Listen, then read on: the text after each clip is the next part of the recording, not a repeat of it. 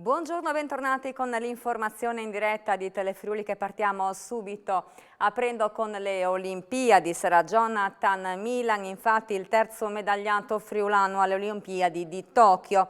Domani alle 11 si giocherà la finale per loro contro la Danimarca nell'inseguimento a squadre su pista, dopo che oggi insieme a Ganna, Consonni e Lamon ha vinto la semifinale mettendo a segno il record mondiale. Sia oro o argento sarà sicuramente la medaglia più preziosa fin qui guadagnata dal Friuli Venezia Giulia alle Olimpiadi di Tokyo. Domani, poco dopo le 11, il buiese Jonathan Milan si giocherà la finale nell'inseguimento a squadre su pista insieme a Ganna, Consonni e Lamon alla ricerca del metallo più prezioso. Una finale storica perché è arrivata dopo una semifinale al Cardiopalma contro la Nuova Zelanda, battuta di una manciata di centesimi grazie a un super Ganna. E a coronare la gioia per la finale è arrivato anche il nuovo record mondiale sui 4 km, 3 minuti, 42 secondi e 307, migliorando di più di 3 secondi il tempo fatto segnare ieri, già record italiano. Contro l'Italia ci sarà la fortissima Danimarca, che però non ha fatto registrare oggi alcun tempo. Nella semifinale contro la Gran Bretagna, un inglese e un danese si sono scontrati a poche centinaia di metri dal traguardo, con le due squadre che hanno tagliato il traguardo con 2 corridori ciascuna, troppo poco per il regolamento. E quindi è intervenuta la giuria, che dopo più di un'ora ha dato la vittoria alla Danimarca. E così domani per il classe 2000 Milan, esordiente alle Olimpiadi, sarà la gara più importante della carriera e la sua buia si prepara alla sfida tra Bar e Giardini, pronte in ogni caso a esultare per la medaglia più importante del Friuli Venezia Giulia alle Olimpiadi di Tokyo 2020. E settimo posto per la triestina Francesca Genso nella finale di canoa sprint sui 200 metri. L'azzurra si era qualificata grazie al quarto posto nella semifinale raggiunto al photo finish. Il prossimo appuntamento olimpico per la Genso è domani, quando scenderà in acqua per le batterie dei 1500 metri. E Mirko Zanni è rientrato in Friuli con la medaglia di bronzo conquistata a Tokyo ieri sera. Primi festeggiamenti in stazione a Pordenone, poi l'abbraccio della sua città, Cordenone. Sta ad attenderlo anche l'amata nonna Emilia, che ha svelato il segreto dei risultati sportivi del nipote, le sue melanzane. Sentiamo.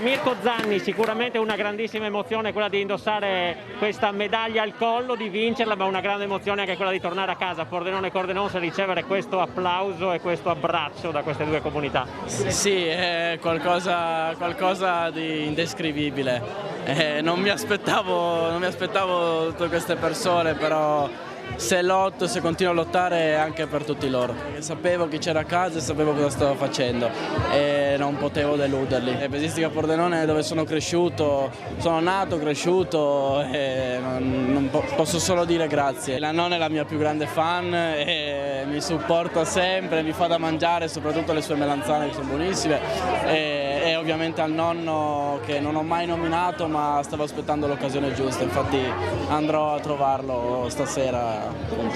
Questo è un punto di partenza, noi pensiamo già a Parigi, adesso ci godiamo un attimo di riposo, però da settembre siamo ancora più carichi che mai. Bella la piazza dei Cordenos così, eh? È casa, una parola, casa. Allora, nonna Emilia, che emozione riaccogliere qui il nipote con la medaglia al collo, anche lei l'ha toccata, se l'è messa al collo. L'ho anche baciata la medaglia ed è un ragazzo umile, buono e bravo, guarda, e ha meritato con tanti sacrifici per averla. La più bella emozione della mia vita, guardi. Mi ha dato una soddisfazione, io ho abbastanza anni e spero di vederlo anche con la medaglia d'oro al collo. E la cronaca, momenti di apprensione in questi minuti per le sorti di un giovanissimo scout caduto per circa 50 metri in Val Romana. Siamo in Alto Friuli. Il ragazzo minorenne stava percorrendo il sentiero 511 che conduce alla Capanna 5 Punte quando, per cause ancora da accertare, è scivolato cadendo e ruzzolando proprio per diversi metri sotto lo sguardo degli amici. Immediatamente i componenti della comitiva di esploratori hanno lanciato l'allarme chiamando il 112. Alle 11:40 sono partiti gli uomini della Guardia di Finanza del SAGF e anche il soccorso alpino di Cave del Predil. Sul posto è stato inviato l'elicottero regionale sanitario. Le operazioni di recupero e salvataggio sono ancora in corso, quindi non sappiamo ancora quali sono le condizioni di questo giovanissimo. Aggiornamenti nei nostri prossimi notiziari. E vendevano farmaci per la cura del Covid, ma anche per disfunzioni erettili e anche per la cura dell'epatite B illegali sul web. I siti sono stati oscurati dal NAS. Sentiamo. Tra i mesi di giugno e luglio i carabinieri del nucleo antisofisticazione e salute hanno dato esecuzione a una serie di provvedimenti di inibizione all'accesso dal territorio nazionale, cioè hanno oscurato 95 siti web collocati su server esteri e con gestori non individuabili, sui quali venivano promosse e offerte anche in lingua italiana varie tipologie di medicinali correlate pure all'emergenza pandemica da Covid-19. Si tratta di farmaci soggetti a obbligo di prescrizione, vendibili solo in farmacia, e anche di medicinali con particolari restrizioni d'uso e specifica indicazione di impiego clinico o sperimentale in relazione all'infezione da SARS-CoV-2. Nella vetrina virtuale di un marketplace per gli utenti italiani sono stati oscurati 12 annunci relativi a medicinali contenenti un particolare antivirale per il quale l'AIFA ha già precisato l'assenza di autorizzazione per l'uso in Europa e la mancanza di evidenze scientifiche di efficacia nel trattamento e la prevenzione del Covid-19. Tra i prodotti presenti sui siti oscurati anche farmaci illegali contro la disfunzione erettile o contenenti sostanze a effetto dopante o antivirale non riconosciuti per la cura dell'epatite C. 6 siti infine proponevano prodotti contenenti acido cianidrico altamente pericolosi per la salute. E passano da 5 a 30 i giorni di chiusura per il pubblico esercizio Carnoso Garden Grill di Roveredo in Piano. Al centro di un controllo di polizia eseguito venerdì scorso sono state accertate infatti violazioni a delle normative anti-Covid e l'attività abusiva di discoteca. Sentiamo. 30 i giorni di chiusura per il locale Carnoso Garden e Grill di Roveredo in Piano. Il provvedimento è stato disposto dal questore di Pordenone Marco Dorisio per la violazione anche delle normative Covid riscontrate nella serata di venerdì scorso. A seguito di un controllo erano state trovate 150 persone. Alcune ballavano senza mascherina e senza distanziamento durante una serata di fatto musicale con la presenza di un DJ. Una decina di ragazze con body sgambato erano state trovate ballare anche loro e aggirarsi tra i tavoli, per poi dileguarsi alla vista dei poliziotti. In prima battuta l'attività era stata chiusa per 5 giorni, ma a seguito di ulteriori accertamenti è scattata una denuncia nei confronti del DJ. L'uomo avrebbe creato un clima di ostilità contro gli agenti e dalla console con il microfono aperto avrebbe dileggiato e schernito il funzionario di polizia e il personale in uniforme, poi applaudito dal pubblico.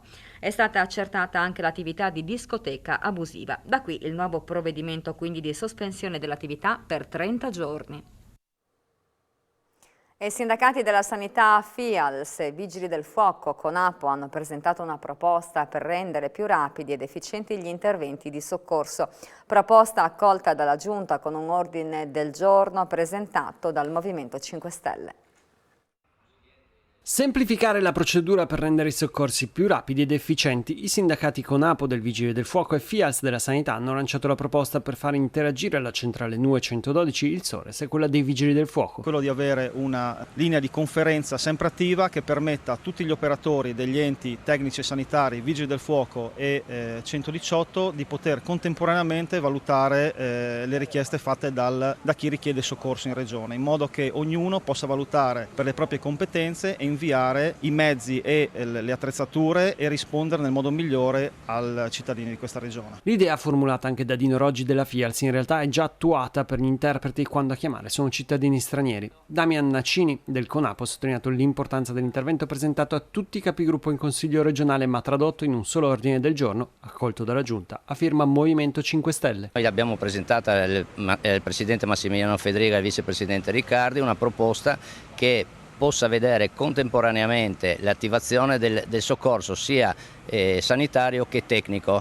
e abbiamo più volte riscontrato delle anomalie sulle tempistiche e chiediamo che venga presa in considerazione questa nostra proposta, che con un'operazione tecnico-informatica andrebbe a migliorare sicuramente la risposta alla tempestività per i cittadini e la sicurezza operativa per tutti gli operatori che intervengono quotidianamente sul territorio nazionale.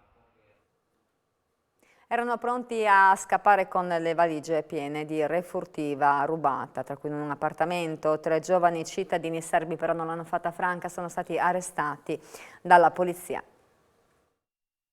2 ragazze di 19-20 anni pregiudicate e un 18enne, tutti cittadini serbi, sono stati indagati perché sospettati di rapina e furto. Lo scorso venerdì a Trieste una delle 2 ragazze aveva messo a segno un colpo da 8.000 euro in un appartamento. Sorpresa dalla proprietaria, invece di scappare l'aveva picchiata. Le indagini della squadra mobile hanno portato la sua identificazione a quella dell'amica. Una perquisizione eseguita nel bed and breakfast dove alloggiavano ha permesso di individuare anche il terzo giovane, il complice 18enne. In camera le valigie pronte per partire e al loro interno occultati monili in oro, denaro contante, anche di valuta estera, telefoni cellulari, tutta refurtiva posta sotto sequestro. Per i 3 è scattato il fermo e sono stati portati in carcere.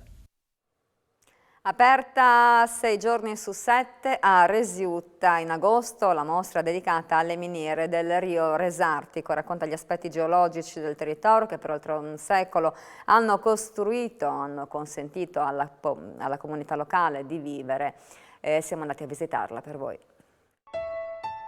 Non sarà più necessario affidarsi a una guida per visitare quel che resta della miniera del Resartico, alle pendici settentrionali del massiccio del Monte Plauris nel comune di Resiutta, nel Parco Naturale delle Prealpi Giulie.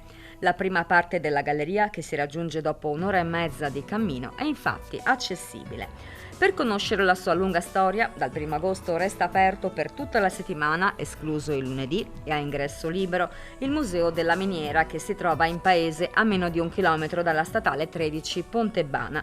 L'allestimento racconta gli aspetti geologici del territorio che hanno costituito per oltre un secolo un fondamentale riferimento per le attività di un'intera comunità. Le miniere del Rio Resartico, appunto, in passato principali fonti di reddito per gli abitanti di Resiutta. Grazie ad audio, documenti, video, oggetti e altre testimonianze, l'allestimento racconta la dura vita dei minatori, le attività che si svolgevano in miniera, le storie delle ricerche compiute, gli aspetti geologici e quelli naturalistici dell'area. È stata ricostruita a grandezza naturale anche una galleria con i carrelli di trasporto dei materiali che venivano estratti. In esposizione poi campioni di rocce, in particolare scisti bituminosi, e le attrezzature utilizzate dai minatori. Nell'allestimento infine un plastico della Valle del Resartico che mostra l'andamento degli strati e delle gallerie al centro dell'estrazione mineraria. Ed era l'ultima notizia del nostro notiziario, ma rimanete con noi perché tra poco c'è A voi la linea. Un buon pomeriggio.